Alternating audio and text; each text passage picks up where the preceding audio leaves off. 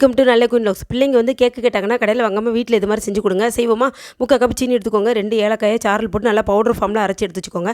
அடுத்து வந்து ஒரு பவுலில் வந்து 1 கப்பு கோதுமை எடுத்துக்கோங்க. ஒரு பிஞ்சு பேக்கிங் சோடா, பிஞ்சு உப்பு போட்டு நல்லா மிக்ஸ் பண்ணிட்டு அரைச்சி சீனி பவுடரையும் போட்டுக்கோங்க. போட்டு நல்லா மிக்ஸ் பண்ணிவிட்டு 1/4 கப்பு வந்து ஆயில் ஊற்றிக்கோங்க. ஊற்றி நல்லா மிக்ஸ் பண்ணிக்கோங்க. மிக்ஸ் பண்ணிவிட்டு 3/4 கப்பு பால் தேவைப்படும் எடுத்து வச்சுக்கோங்க. ஆனால் மொத்தமாக ஊற்றாமல் கொஞ்சம் கொஞ்சமாக ஊற்றி நல்லா கேக் பேட்டருக்கு ரெடி பண்ணிக்கோங்க. கட்டி இருந்துச்சுன்னா இன்னும் கொஞ்சம் கூட பால் ஊற்றிக்கோங்க, ஒன்றும் பிரச்சனை இல்லை. கேக் கன்சிஸ்டன்சி வந்தோடனே ரெடி பண்ணி வச்சுக்கோங்க. அடுத்து ஒரு டின்னில் வந்து ஆயில் மாவெல்லாம் தடவி ரெடி பண்ணி வச்சுட்டு கேக் மாவு வந்து அந்த டின்னில் ஊற்றி நல்லா டேப் பண்ணிக்கோங்க. 2-3 தடவை நல்லா டேப் பண்ணிவிட்டு எடுத்து வச்சுக்கோங்க. அதை கொண்டு போய் குக்கர் வந்து 5 நிமிஷம் ஆல்ரெடி சூட் பண்ணி வச்சுக்கோங்க. அதுக்குள்ளே ஸ்டாண்ட் வச்சுட்டு கேக் டின்னை உள்ளே வச்சுட்டு மீடியம் ஹீட்டில் வச்சு குக்கர் ரப்பர் எடுத்துகிட்டு க்ளோஸ் பண்ணிவிட்டு விசில் போடாமல் 20 நிமிஷம் வச்சு எடுத்தோம்னா வீட்லேயே கோதுமை கேக் வந்து ரெடி ஆயிடுச்சு. இந்த மாதிரி செஞ்சு கொடுத்தோம்னா பிள்ளைங்களுக்கும் பிடிக்கும்.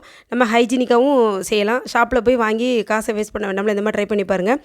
சிம்பிள் டிப்பு தான். இப்போ உங்ககிட்ட வந்து இப்போ சில்வர் பாத்திரம் தான் இருக்குது அப்படின்னாலும் ஒன்றும் பிரச்சனை இல்லை. அதில் இதே மாதிரி எண்ணெயை தடவிட்டு மாவு டெஸ்ட் பண்ணிட்டு உள்ளே ஊற்றி வைங்க. சூப்பராக ரெடி ஆயிரும். இந்த வீடியோ உங்களுக்கு பிடிச்சிருந்தா மறக்காம லைக் பண்ணுங்கள், ஷேர் பண்ணுங்கள், சப்ஸ்கிரைப் பண்ணுங்கள். தேங்க்யூ.